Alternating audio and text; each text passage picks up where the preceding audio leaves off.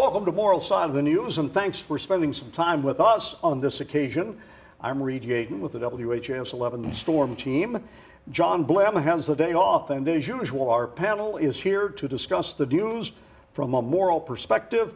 On this week's program, President Trump addresses the United Nations. His speech alarms some, but gets high marks from others. Plus, is politics to blame for a sex trafficking bill not given a hearing in Kentucky's General Assembly?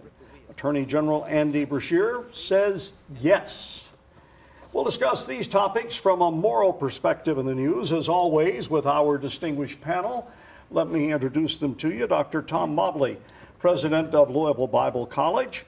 Dr. Marion Taylor, South Frankfort Presbyterian Church. Father Tony Smith, St. Lawrence Catholic Church. And Reverend Clay Calloway, West Louisville Ministers Coalition. Right on my left, Dr. John Slatter, Breckenridge Chapel Free Methodist. Thank you all for being here. Let's get ready to go to work. Up first on this edition of Moral Side of the News, this week President Trump took the podium at the United Nations, and he addressed what he sees as the most pressing global concerns. Some of his comments raised eyebrows and anger. ABC's Ariel Rashef has details. President of the United States of America. Today, all eyes trained on President Trump as he made his debut on the world's most prominent diplomatic stage. Trump launching right into his America First vision in a room full of foreign leaders. As long as I hold this office, I will defend America's interests above all else. The harshest words reserved for U.S. adversaries. The president blasting the North Korean regime for its defiance and brutality. Rocket Man is on a suicide mission for himself and for his regime. The United States is ready, willing, and able, but hopefully this will not be necessary. And issuing this stunning and ominous warning. The United States has great strength and patience, but if it is forced to defend itself or its allies, we will have no choice but to totally destroy North Korea. On Iran, the president hinting a major shift could be on the horizon. The Iran deal was one of the worst and most one-sided transactions the United States has ever entered into. Frankly, that deal is an embarrassment to the United States. Signaling a possible U.S. withdrawal from the Iran nuclear deal, an agreement supported by many key U.S. allies. A speech packed with shock and awe from a president known for being predictably unpredictable. The president also condemned nations that support international terrorism and called out Syrian President Bashar al-Assad for using chemical weapons against his own people. Ariel Reshef, ABC News, the United Nations. Panel, I don't think anybody was surprised by what they heard, but the question is, do you think he made valid points that will help the U.S. achieve objectives around the world, or will it end up hurting? The floor is open. Well, I mean, hey, I'll jump in. I think that it was a lot of bravado there. I think that the tone was very, to say it was inflammatory and provocative is to put it mildly. I don't think we've heard that kind of tone spoken from a president in that forum since that forum has existed. Threats of totally destroying a country, I don't think is yet to be made in that way. The fact that the United States has the power to do that, no one questions that. I mean, we're the only country in the world that's ever dropped the bomb. So to remind the world of something they already know is a bit unnecessary, and it doesn't reflect how much power you have, but almost how little power you have in terms of controlling your ability to be magnanimous and to be big instead of small. I think it was Teddy Roosevelt said, "Walk softly and carry a big stick." I mean, you don't have to boast about how strong you are. Your strength will speak for itself. And so I think that no one was really surprised, as they mentioned in the broadcast. I don't think anyone was really surprised by what he said and how he said it. Just that when you hear it, it was a bit disturbing to actually hear some of what he said. It emboldened some of our allies, but also alienated many of our allies as well. It set the United States apart in a way that particularly with that nuclear accord for Iran, the allies all were in agreement on that accord. But yet still to claim that it's an embarrassment for the United States, that means he just, as his opinion, as the commander-in-chief says, he doesn't like it. But many of our allies agree with it, along with our previous administration. So I would be in the category of being concerned about his comments. On the internet, of course, if it's on the internet, it has to be true. They were showing later this week, when he was making such comments, there's a snapshot of General Kelly, who put his head in his hands. that's not the first time he's done something. Well, but I'm just wondering. I mean, I have no idea what that bodes, but it could possibly mean that he went off script on that. My contribution would be, when you're talking this level, yes, I agree that this is unique and shocking, et cetera, et cetera. But I look at the whole thing of the possible end results of his comments, and that would be war. And as such, then the principles of just war theory come to play, which has been in our our echelon of responses or whatever since even before the Middle Ages. There is one proportionality point that was mentioned last week. Father Joe Gravis on this panel mentioned it, and I would bring that up as well, that if they attack us, we'll wipe them out. That's totally disproportionate, and as such would be, by ethical standards, judged an immoral war on our part if we were to do such. We have to be careful. My comment would be, as we say in any public gathering, whoever the politician would be or minister, we have to be very careful. Words are like bullets. Once you let them go, you cannot call them back.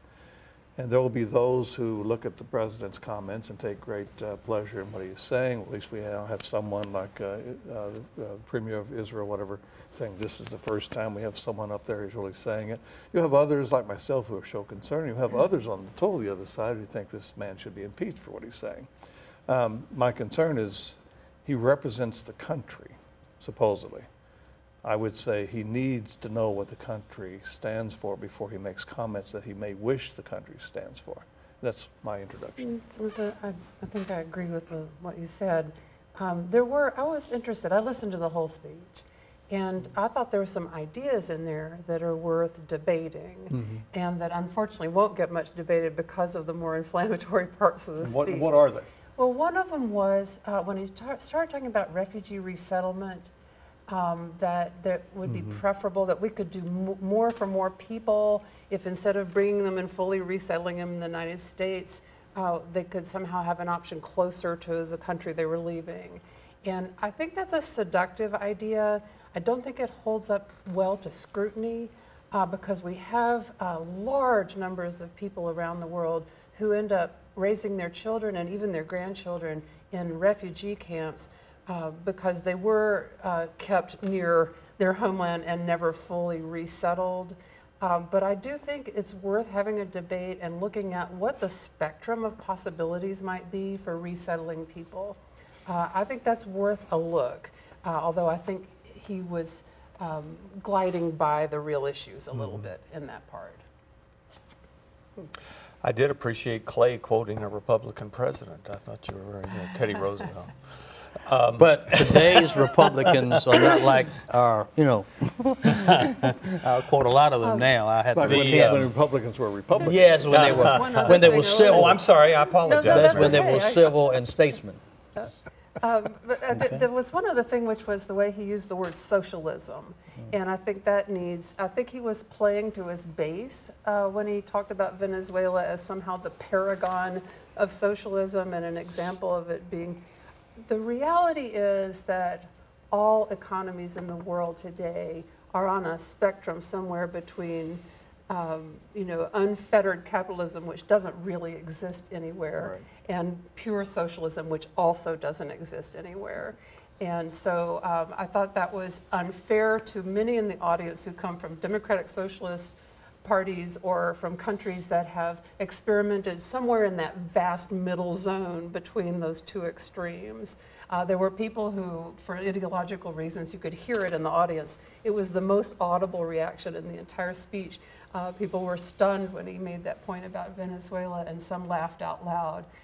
But there are many people in the world who know that socialism doesn't mean what he says it means. I'm sorry, Tom. I guess it doesn't mean what I think it means either, because I I'm not happy at all with the direction of going to a socialistic government. And I don't know if, whether what's pure and what's not pure, but I don't like the tenets. And I don't like the direction that it takes you over my lifetime, where I've seen the direction go. And I am totally opposed to the extreme of it, which would be, in my opinion, communism. And I would not want us to go in that direction. And I don't want to see other countries do that. Do you want us to return to privately owned toll roads? Because we have socialized Well, roads so that's in the this two country. options. Yeah, I think that's or it. private. But my No. point is, we're on a spectrum. You know, some things we Continuum. socialize for the common good. But that's and the other things option we she don't. gave us. I No, don't- just because we reject socialism doesn't mean we have to go to privately owned toll On roads. everything. I'm sorry. Yeah, and I'm not for sure. I mean, I'm not for sure that's socialism. But anyway, we'll deal with that. But I do think there is the warning that needs to be there. I think Venezuela is a country that does show what an attempt to do there. I appreciate his statement. It's been taken totally out of context, I think, where he says we'll not try to force our beliefs on another country. And yet to point out the weakness of another country's system is not saying we're going to force ourselves upon them in that way. And the spraying that we were going to see so much over in the Middle East, we are seeing a lot of winter over there. So I think we need to be very careful in the direction that we're going. And you're right, spectrum is probably a good way to put it. And it's a little scary when the spectrum is sliding down. I think if a person likes President Trump, they like the speech. If they didn't like it, don't like him, they didn't like the speech. If they like the UN, they didn't like the speech. And if they don't like the UN. That was another thing that needed to be said, you know, and every president has tried to reform the United Nations. And so that's another thing that people like me could agree with. You know, let's make this a better organization. I thought it was wonderful that he said, if you produce something that of value, we'll not complain about paying for you. Yeah. But you know, when you are the most powerful member of the board from the very beginnings of an organization, after a while, it's on your own head if that organization doesn't function better. And so, Agreed. Agreed. Yeah, And I think that's what he was saying. I think that's what he's saying. So nobody particularly found the comment, let's make the UN great. There was no offense taken at that. Well, he didn't say great again. No, he just said, so, let's make it great. so at least he left that part out. Good point. So we're approaching some greatness that's out there in Hopeville somewhere. So that's good. Okay. And it's in the process. It's like democracy is a process of perfecting it. We haven't gotten it, gotten that right. And not only that, 100%. again, the UN's a different topic, but when we talk about the United Nations, we're happy with the United Nations, as I understand what reaction in this country, politicians and others, as long as they do what we want. But when the United Nations wants to assume command of our troops and things of this nature, we automatically say no. Okay. Let's move on to our next topic now on this edition of Moral Side of the News. Many states have programs that use truck drivers to combat human trafficking, but not Kentucky, at least not yet. A plan was shelved by lawmakers during the recent session in Frankfurt. WHAS 11 political editor Chris Williams spoke with the Attorney General of Kentucky and a Republican lawmaker who both promised to push the effort in the next session. They hauled their loads through the cold Kentucky rain. For many truckers, this was just another Tuesday on the route. They gripped the wheel, focus on keeping all 18 on the pavement and on time. Without you, so many children would go unheard and unhelped. Just off I-65 in Louisville, Attorney General Andy Beshear addressed hundreds of child victim advocates. While topics in his speech ranged, he touched on 2 bills filed last year that failed to receive hearings. The plan stalled after introduction, but would have added training on recognizing human trafficking to requirements for commercial driver's licenses, and they would have given drivers information cards on reporting suspicious activity. General Beshear blames politics. The fact that they wouldn't even give that bill a hearing is a shame, and I hope they'll do it this year. Only Democrats sponsored the version in the Republican-dominated House. Republican State Senator Julie Rocky Adams was the sponsor of SB 141. That body is also controlled by the GOP. She blames a time-strapped shortened session, but also said it's typical for some bills to go through a session after being introduced as a way of alerting the public to the legislation and allowing for more public input. So it's not unusual, but I'm really hopeful that if and when introduced this upcoming session, that it will have more attention placed upon its passage. Are you willing to promise to sponsor the bill if the Attorney General's office pushes to have this legislation in this upcoming session? I'd love to sponsor it. She echoed General Beshear's comments, calling it a good bill. Here's what I think it will do, is I think that a lot of people who are out on the road have wives, have daughters, have sisters. And yeah, if we can put another set of eyes watching for this, then good for us. It would create thousands of eyes and ears. Our truckers are parents that protect their kids and want to protect others. Ultimately, it's politics, and we have to break through politics. Looking down the road, both hope next session will be different because they know that even as the legislature waits, predators are not. And statistics suggest somewhere in Kentucky this was also a typical Tuesday for human traffickers. Chris Williams, WHAS 11 News. Thank you, Chris. Okay, panel, here we go. Is this a program that has some value in it, or is it just another source for political infighting? Well, it sounds to me like it's got some value as a goal, but I'm not sure the only way to achieve it is to make it part of the driver's license process. That's a convenient approach that reaches a lot of people, but a public awareness campaign, handouts available to truck drivers, approaching employers and owners of truck drivers' businesses. There are a lot of ways you can reach people with this information without legislating it. So I don't think they have to wait for the next legislature. Yeah, I'm puzzled by the connection with the the commercial license, I guess, driver's license. And I would like to know the effectiveness in other states. We were being compared, you know, other states have this, yes, but what does it do? Good question. And you can't legislate morality. Is this basically focusing on like the sex trade?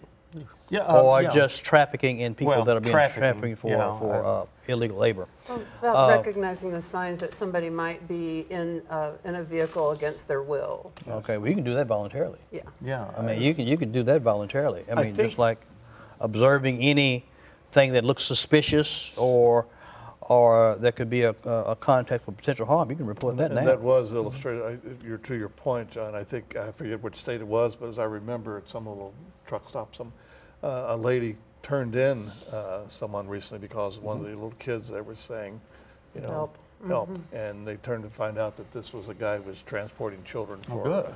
So I mean, it does seem to work. But it's you know, why not make it for everyone's driver's license if you're going to do that, which would be ridiculous. But it should, like you said, I agree with you. It should be, everyone should keep their eyes and ears open to see what's going on. I get gas at truck stops. I could, with a little training, I might be able to help. do you have to drive a truck to turn somebody? No, yeah, I think so. I think no. Yeah, I'm sitting here being facetious. I mean, I'm all in favor of stopping children being abused. But are we now going to have accusations and lawsuits against truck drivers profiling? You know, are we going to start getting some of that? Will they turn them in? And the only reason they turn them in was because color of skin, nationality, whatever it is. You know, all of these things sometimes are good things in the original idea, but then sometimes they get kind of twisted. And I think everybody that's got any morals at all is opposed to trafficking. But then how do you go about stopping it? And if it were better informed, then better informed. Then it should be good. Well, but, let's introduce it to the legislation I next year, recently whatever, learned and discuss it, debate it. There are two of the hot strips for trafficking in Louisville. One is Bardstown Road, and the other one is Blankenbaker Lane. Really? Blankenbaker. Yeah, Blankenbaker Road? Road In or whatever. Middletown? In Middletown. Is that because of its proximity to It's the the expressway. interstate? So those are two. It wasn't in the so-called hot area. Bardstown Road, you probably can understand that one.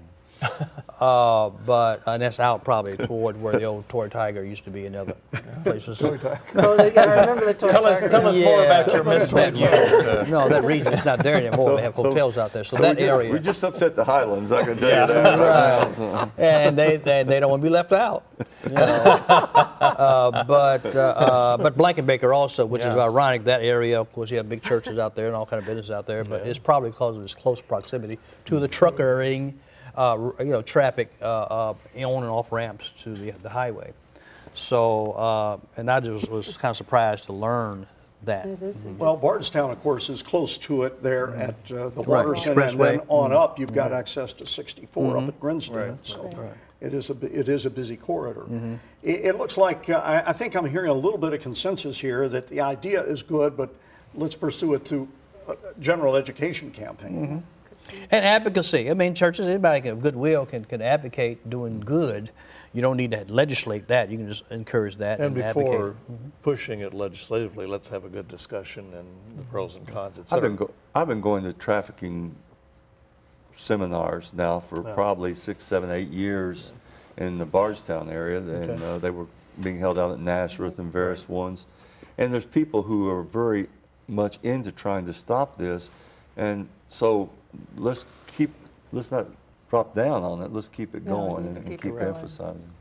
Just look for a lot of ways to implement it. Let's move on to our third topic now on this edition of Moral Side of the News. This week, a $30 million project was announced for the Russell neighborhood here in Louisville. It's called Heritage West, an indoor track and field facility to be built near 30th and Ali. WHAS 11's Holden Kowicki talked to residents to get their take on the proposed development. The review committee, made up of Metro staff and citizen volunteers, has recommended that we move forward with the Louisville Urban League's $30 million plan for a mixed-use development anchored by a state-of-the-art indoor track and field facility.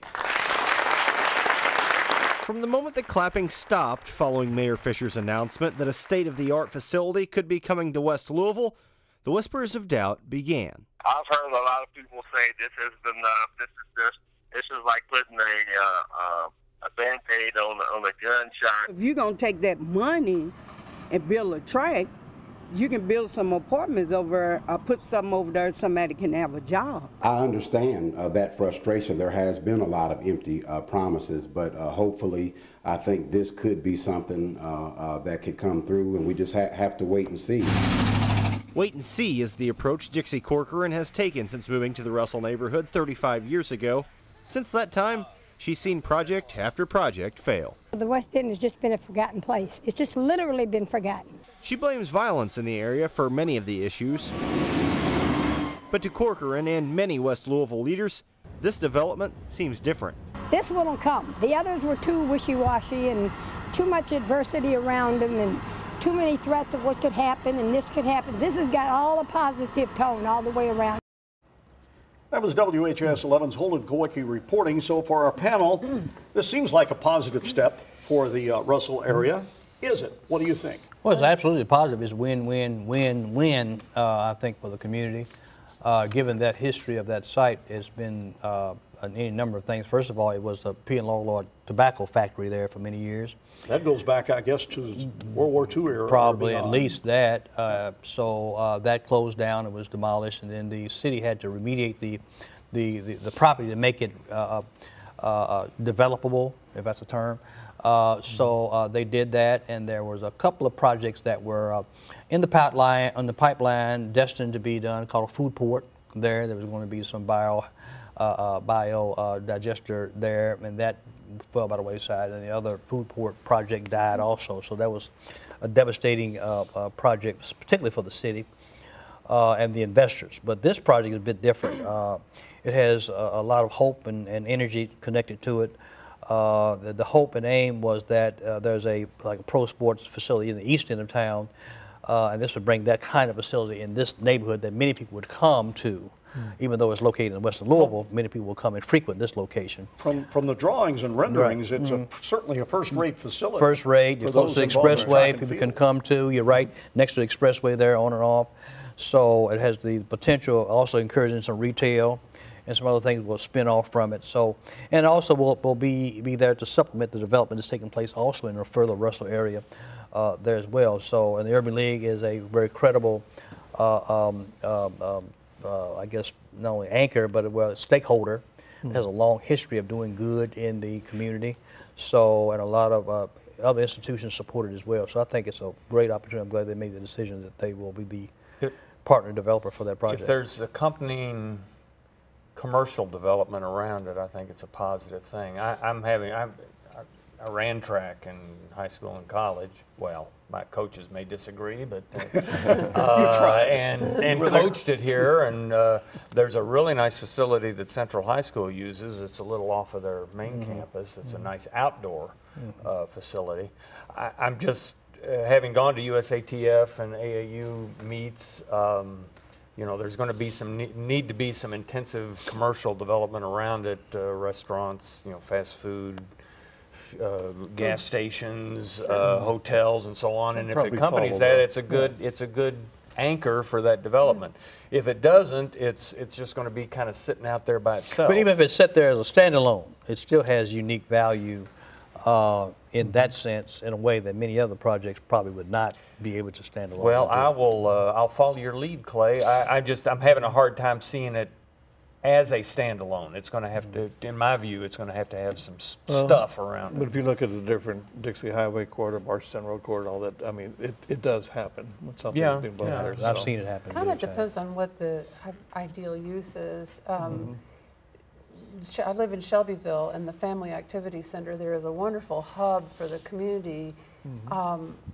People just get themselves there and back, and nothing has grown up around it. It's kind of in the middle of a park, but it's not fostering lots of high-level competitive events. It's more like a health-giving place for people to go get exercise. So I'm not sure what the concept is. And I think that's the whole thing. Is this going to be a community thing, which we could all probably note areas where they built community centers and they didn't really help that much. But this seems to be more than that. This seems to be an attempt to try to go bigger and better. Two things that to be, I think, considered. One is the perception, not the reality necessarily, but the perception of safety for people. And that, again, that's always been a problem. I think it continues to be, and it's going to have to be overcome. If it's overcome, then that's one of the greatest things. One of the other things is $30 million. It's got to be successful because you're putting that much money into it. It needs to be. I was thinking more of the hotels. You know, the article I read said, you know, all the people are going to come into this. Well, I'm thinking about all the people going to come into this, where they're going to stay. So there needs to be hotels that are going to have to go up there. I was not thinking far enough. I wasn't thinking of the gas stations and the restaurants and stuff. But in order to be successful, and I'm sure that the people who are developing this at the city level are thinking about those things because it needs to happen, and it will be a great thing. That's a good point. If it can branch out and help overcome some negative perception, not necessarily reality, as well as make it financially feasible. Okay, we have to end it, but positive note we end on there. Want to thank our panel. First of all, Dr. Tom Mobley, President of Louisville Bible College, Dr. Marion Taylor, South Frankfort Presbyterian Church, Father Tony Smith, St. Lawrence Catholic Church, Reverend Clay Calloway, West Louisville Ministers Coalition, and Dr. John Slatter. As always, thank you and so long.